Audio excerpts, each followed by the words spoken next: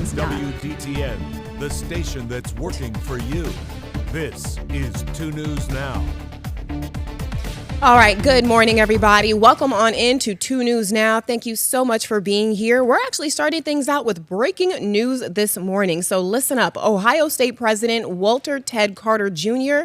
has resigned. This after disclosing to university trustees that he had an inappropriate relationship with someone seeking public resources to support her personal business. Yeah, the board says they accepted his resignation in an announcement issued March 9th. That is today. The university said Carter recently told trustees about the relationship and offered to resign. Ohio State said it will share additional information about the leadership transition in the coming days. Fun fact of the day, I was actually there when Ted Carter was sworn in. I was working in Columbus at the time. So he has not been there terribly long. I want to say a little over 2 years. Okay. So, yeah, we'll have I know to there's a wait lot and of see. Ohio State news I need to catch up on, so that's a big one. All right, we are jumping right into our top 5 stories of the day here, starting out with not even bigger news, but some stories we've been continuing to cover for some time, and that's TPS. So temporary protected status for more than 350,000 Haitian migrants across the U.S. will remain in effect. So that includes the more than 15,000 Haitians living in and around Springfield. In a new court filing, the U.S. Court of Appeals for the D.C. Circuit, a 3-judge panel denied the government's motion for a stay regarding the termination of TPS for those Haitian migrants. So just in a few minutes, 2 News reporter Evan Bales, he's actually been covering this story almost every step of the way, along with him and 2 News reporter Julian Jackson. So we're going to hear essentially about how we're moving the story forward today. More than 100 animals are now at the Greater Dayton Humane Society after being removed from a home last week. Humane Society agents went to do a welfare check on Thursday. That's where they say they found a home infested with rats and insects where the animals were living. The animals were also in filthy cages without adequate food and water. All the animals are now currently at the Humane Society undergoing medical assessment and rehabilitation. The Humane Society's president says, if you're aware of possible animal hoarding, it is important to say something. A seizure hearing has been scheduled for March 17th in Dayton Municipal Court. And as Ohio communities push back and continue to push back, rather, against those data center construction, local lawmakers are now proposing limitations for data center construction. So the state has already has more than 200 data centers and dozens more planned, with more than half of those being in central Ohio. So House Bill 706 would ban electric companies from charging other consumers for costs incurred by data centers. And something else House Bill 706 will ban electric companies from providing energy to those data centers if the data center is not in agreement or in accordance with some other rules or regulations that would further protect those Ohio consumers. Recovery efforts are now underway after at least 6 people were killed in Michigan and Oklahoma due to severe storms that swept through the area on Saturday. Michigan has since activated its Emergency Operations Center to help with recovery. Even one local organization, Matthew 25 Ministries, is working to provide help after that storm, teaming up with the Procter & Gamble to deploy disaster response teams to the impacted region. Wow. They'll give out relief supplies like personal care items, cleaning supplies, first aid kits, and more. That help is always crucial, very important. Finally, this morning, take a look at this. This is some real catch this video. Thankfully, nobody was hurt after a car hit the front of an apartment building in a Dayton neighborhood. Officials say this happened over the weekend on Saturday on Wheatley Avenue. And we're actually still working to learn a little bit more, like how much this will cost to fix, how this happened, and what's next in the investigation. So not something take a you look want at to see that. in your apartment A building. whole hole in the apartment building. Wow. All right, with that, it is now 11:04, turning for a first look at that Storm Team 2 forecast. Our weekend was actually very pleasant. Jamie, I went outside. I had almost zero complaints, essentially. I would say it was a 50-50 weekend. Because, Sunday, I'm thinking of Sunday. Yes, right. you're thinking of Sunday, because Saturday was rainy and kind of chilly. Yeah, the opposite of Sunday, actually. Yeah. Sunday was fantastic. The sun came out. I mean, at one point, I was driving in the car with my middle child, and he was like, why is it so bright? Oh my And I'm like, gosh. because we haven't seen the sun in like so a week. long, yeah. Yeah, we had That a lot makes of rain sense. last week and Saturday, but we're back to sunshine. It's sticking around today, which is nice. Now, yesterday's high made it up to 58 degrees, so it Acceptable. was a pleasantly cool day. Our normal high this time of year is 48, so running about 10 degrees above that. And our low temperature yesterday was 41, also well above that normal low of 30. A look at our Troy Stouter Center time lapse. You can see nothing but blue sky and sunshine. It is gorgeous up there in Miami County. And this is pretty much a snapshot of the entire Miami Valley. It looks really nice. It's 53 already in Dayton, Fairborn, 52 out towards Eaton and Richmond, and up in Minster, 53 degrees. So already feeling pretty nice out there. And two things to know today. It's going to be warm through the first half of this week. And we also do have a severe weather threat to go along with that warmth. That will be Tuesday night and into Wednesday. So something to kind of keep on your radar.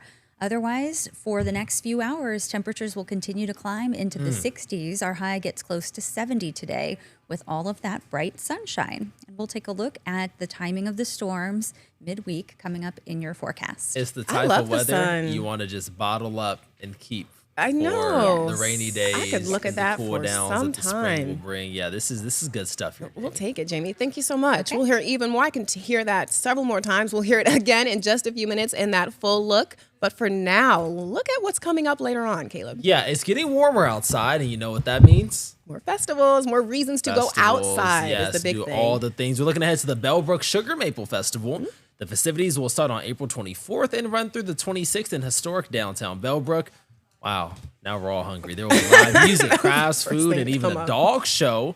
The Sugar Maple Fest is set to kick off the festival season here in the Miami Valley. So many That's festivals exciting. got. I was about to say, and they kick it off. That's really exciting. And this will be my first one. I'm looking forward to the Ohio festival season, I will say. I've Yeah, heard it's- great things about it. When the weather's nice. Yeah, Everybody's people come outside. outside. So listen to this, you guys. We are just off the heels of International Women's Day, and we have some news that goes right perfectly, just marries it. Listen to this. So over in Beaver Creek Township, they are making history with their first ever female fire chief. This was the swearing in ceremony over the weekend. Take a look. So Christine Hawker was sworn in on Saturday at 1 o'clock. There she is there. The township says that she's bringing years of experience and dedication to this role. And she just says she's excited to get to work and serve her community. That's pretty How cool. exciting. Congratulations to her. I love news like this, just on the heels of the day that is literally about moments like this, achievements and milestones. So congratulations to her. Very exciting.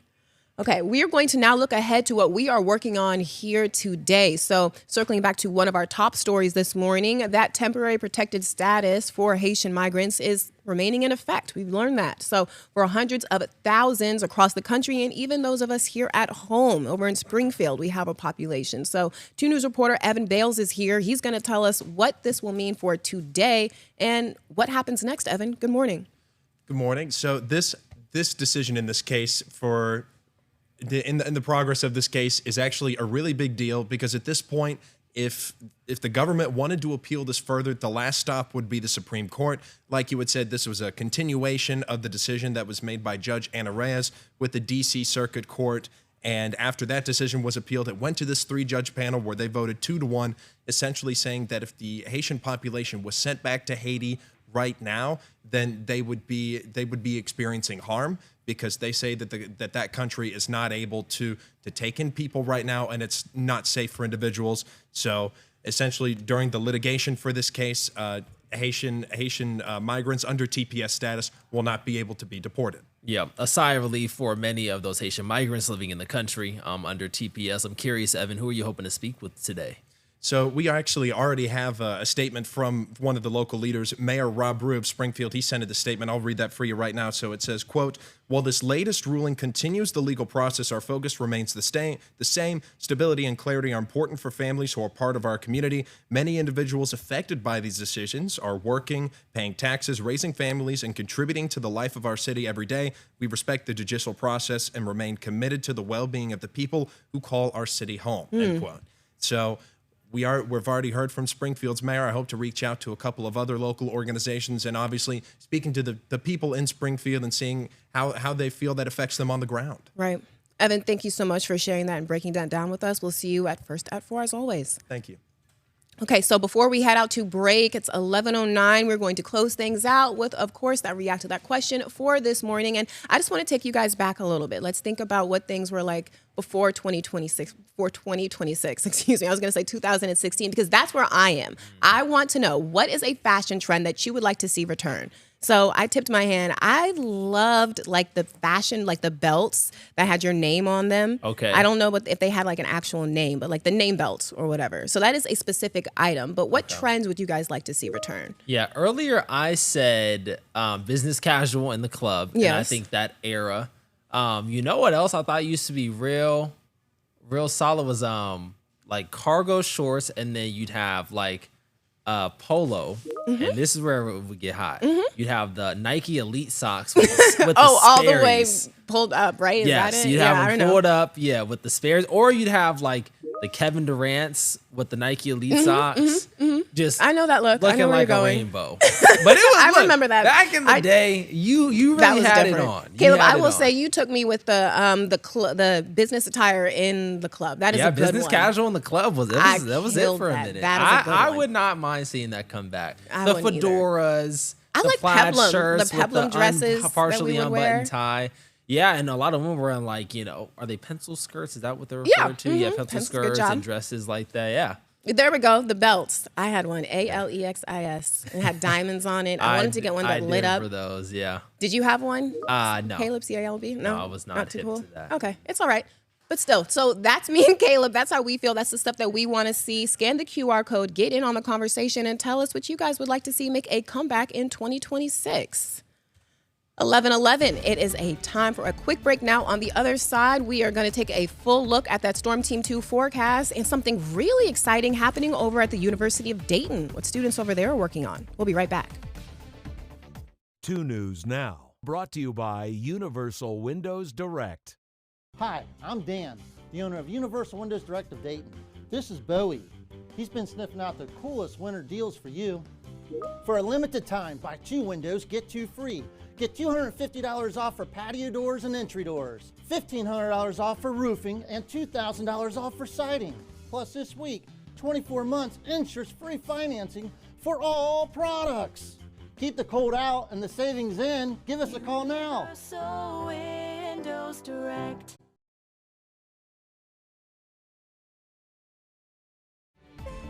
Welcome back, everyone. Time to take an even closer look at that Storm Team 2 forecast. We made it through a semi-beautiful weekend, I guess we can say, because I was so enamored with Sunday, I almost forgot what Saturday looked like, and that was the big deal, wasn't it, Jamie? Yeah, Saturday was windy. We had rain and even some thunder with it. So. Yeah, and But then today, it's so much wow. better. Today What a is life. like yesterday, but warmer. So I hope you can get out and enjoy this. It is breezy. You can see the camera kind of bouncing around in the wind, but full sunshine in downtown Dayton, and it's 53 degrees at the moment. We'll continue to see full sunshine throughout the day. It'll continue to be breezy. The southwest wind coming in between 10 and 20 miles per hour. And our high is going to get up near 70 degrees. So more than 20 degrees above normal. That is going to feel fantastic. You can see the breeze has really picked up across the region, coming in now at 16 miles per hour in Dayton, 18 up towards Lima, back towards Indy and Lafayette, about 14 miles per hour. So these winds are expected to stay up through the day. And temperatures are also going to get up there. We'll see 68 around 2 o'clock, highs near 70 between 4 and 5. And then in the evening, they'll fall back down into the 60s as we cool things off. A look at our satellite radar loop. You can see how quiet it's been. There's a stalled front south of us. And a portion of that will lift north as a warm front tomorrow. So that may bring in a few spotty lighter showers. But the cold front to the northwest, currently right around Minneapolis, that one is going to roll down on Wednesday. And that's going to bring in a pretty good chance for some showers and thunderstorms. And Tuesday night into Wednesday morning, we've highlighted our northwest counties as a slight risk for severe storms, and the rest of the area a marginal risk. So Tuesday night is definitely a night you want to stay weather aware, have a way to get your warnings, stay connected. And you can see our future track forecast shows today with tons of sunshine.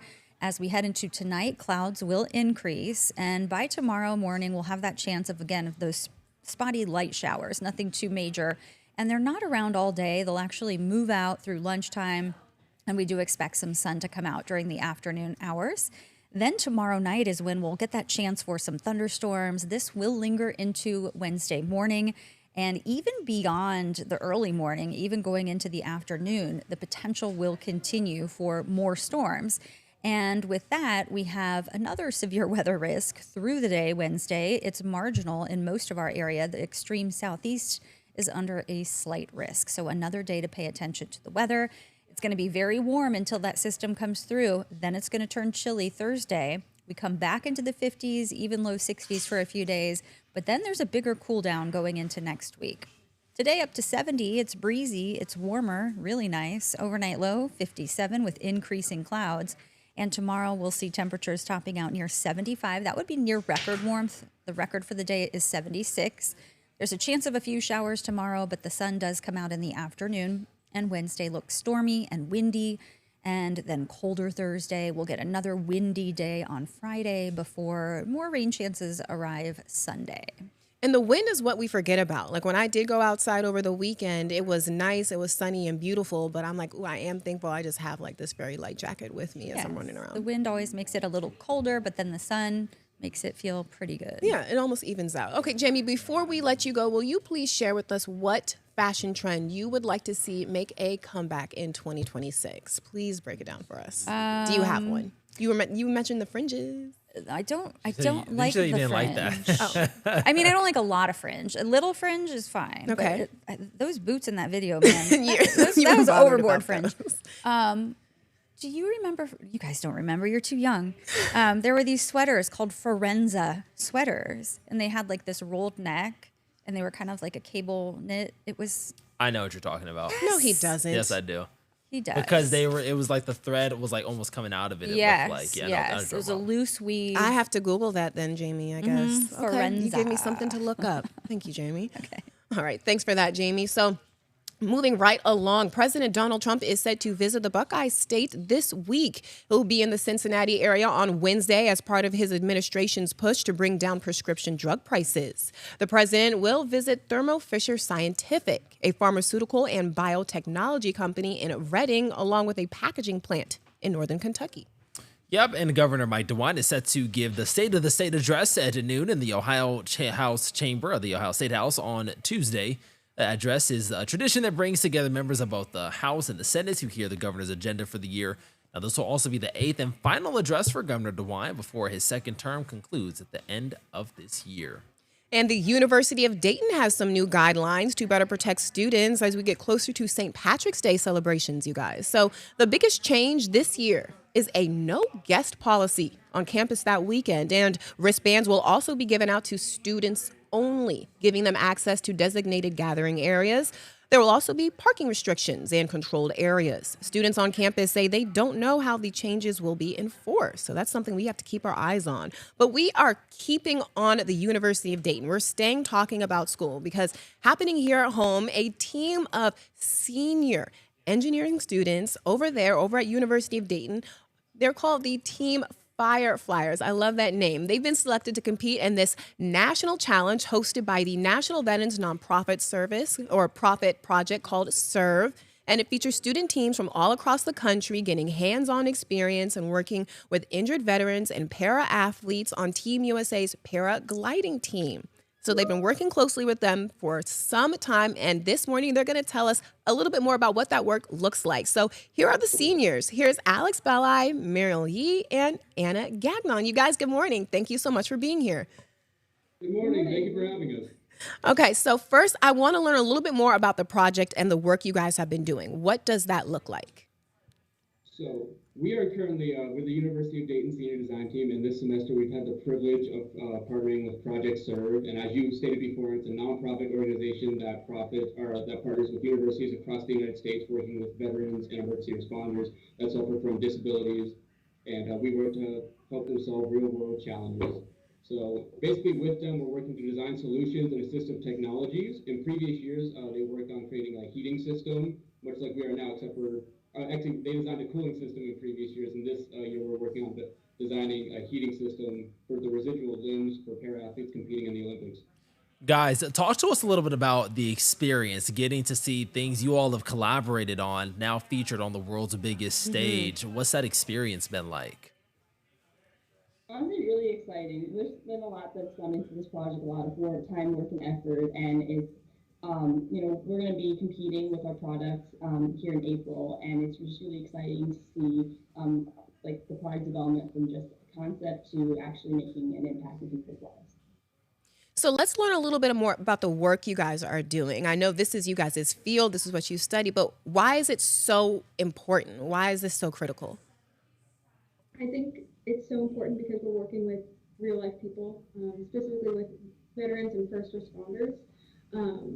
Within the project itself, we're working to create a residual limb warming device to help those athletes that compete in winter sports, where their legs or their arms can be vulnerable to cold, stiffness, and injury. So if we can, make a small impact with that and help out with their athletics, I think it'd be awesome.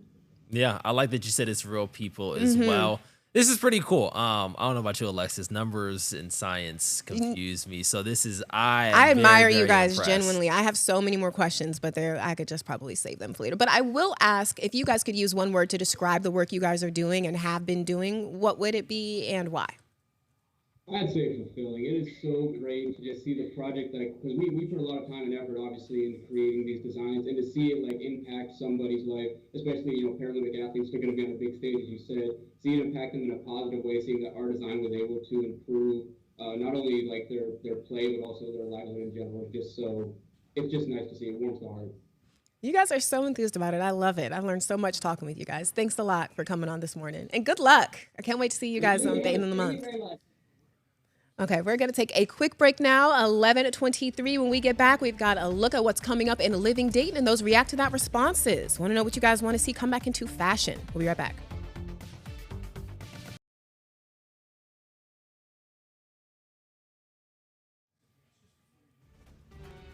Welcome back, everybody. We're jumping straight into those React to That responses today. I want to know what fashion trends you guys would like to see come back into fashion and why. I always ask you guys to explain why. So let's jump right into it. Brittany says the 80s, minus the shoulder pads. Okay, that's acceptable. I know a lot of people feel the same way about the shoulder pads. I think that means she means any 80s looks. At least that's what I'll assume. And Ryan says elephant pants. I need to Google what those are. Elephant pants. Okay, but I imagine they sound just like what they look like, the trunks, like maybe flowy and stuff. Okay. So Wilson says medieval armor. Then he went on and said, I read the question wrong. I would say flowing lightweight outfits. Okay, Wilson, thank you for going back. And lightweight. I mean, but we still do that now. I mean, that's comfortability, at least to me, right? Okay, so Emily, what about you? What is a trend that you would like to see come back? I kind of agree with the 80s. That would be cool to see that come back. Minus the shoulder pads. I was going to say the same thing. Yeah, I guess shoulder pads can stay. I mean, why not? I don't mind looking like I have bigger, stronger shoulders. Why not? Yeah, right? why not? Okay. Emily, what is going on in Living Dayton this morning? Oh, we Good have morning. so much going on today. It's going to be a really fun show. So first, El Maison is stopping by, and they have some delicious new items on their menu. Yep. So they're going to preview that. And I'm so excited. I love going outside and going to the theater. That is something I'm really looking forward to. Yeah, well, you're going to be excited for this. So Dayton Live has announced their upcoming Broadway series. It's a full list of shows, 7 shows that is. So it starts in July. So we're wrapping up this current season right now. Okay. But they're going to stop by to tell us what we can expect for this upcoming season. And July is my birthday month, so I'm always looking for fun stuff to do. Yes, you're right. We had Hamilton here not too long ago. Yeah, I think it's coming back. Did you guys really? Oh, is it? I Okay. think so. I think All so. right, I good. won't give it can away. I can go but see it this time. I didn't see it last time. I will go for sure. My sister loves that. Okay, sorry, Emily. And one last thing, you guys are keeping safety top of mind, right? Yes, we sure are. So, it's always something we got to worry about on the roads, those aggressive drivers. But don't worry, AAA will be here to chat with us about how to stay safe on the roads and how to, combat those aggressive drivers, and de-escalate is key. De-escalate. Then if somebody is following you, just head on over to the police station or somewhere safe, to a safe space. So awesome. Emily, thank you so much for being here. Alexis Bellamy, Caleb Michael, 2 News Now. We'll see you guys tomorrow. Have a good one.